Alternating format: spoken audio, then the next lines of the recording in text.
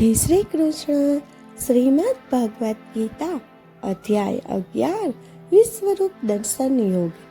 હે સર્વશક્તિમાન ભગવાન, આપના આ અનેક મુખ, નેત્રો, બાહુઓ, જાંઘો, ચરણો, ઉદરો તથા ભયંકર દાંતોવાળા વિરાટ રૂપને જોઈને સર્વલોક અત્યંત ભયભીત થયા છે અને એ જ પ્રમાણે હું પણ ભયભીત થયો છું.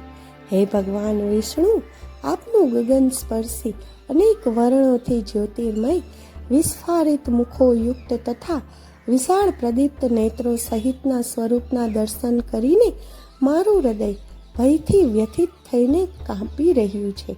મેં મારી સમગ્ર દ્રઢતા તથા માનસિક શાંતિ ગુમાવી છે. આપના પ્રલયાગ્નિ સમા મુખોને અને વિકરાળ દાંતોને જોઈને હું ભૂલી જાઉં છું કે હું ક્યાં છું અને જાણતો નથી કે મારે ક્યાં જવું છે. હે દેવાધિદેવ, આપ તો સમગ્ર બ્રહ્માંડના આશ્રય છો. કૃપા કરીને મારા પર દયા કરો. હું ધૃતરાષ્ટ્રના બધા પુત્રો, તેમના સંબંધિત રાજાઓ સહિત ભીષ્મ, દ્રોણાચાર્ય, કર્ણ અને અમારા પક્ષના સેનાપતિઓને પણ આપના ભયંકર મુખોમાં તીવ્ર ગતિથી પ્રવેશતા જોઉં છું. આપના વિકરાળ દાંતો વચ્ચે તેમના કેટલાકના મસ્તક ચૂર્ણ થતા હું જોઉં છું. જે પ્રમાણે નદીના અનેક પ્રવાહિત તરંગો તીવ્ર ગતિ સાથે સમુદ્રમાં પ્રવેશ કરે છે, તેવી રીતે આ મહાન યોદ્ધાઓ આપના પ્રજ્વલિત મુખોમાં પ્રવેશી રહ્યા છે. જેમ પતંગિયા તીવ્ર વેગથી અગ્નિમાં નષ્ટ થવા ધસી જાય છે, તેમ આ મહાન સૈનિકો તીવ્ર ગતિથી આપના મુખોમાં પ્રવેશી રહ્યા છે. આપની જ્વલંત જીવવાથી સર્વ દિશાઓમાં આપ જીવંત પ્રાણીઓના સમુદાયોને ચાટી રહ્યા છો અને આપના પ્રજ્વલિત મુખો દ્વારા તેમને ભક્ષી રહ્યા છો.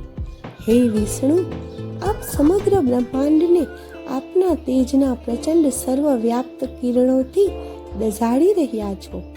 આવા ઉગ્ર રૂપધારી આપ કોણ છો તે મને કહો. હે દેવોના ભગવાન, હું આપને નમન કરું છું. કૃપા કરીને મારા પર આપની કરુણા વર્ષા કરો.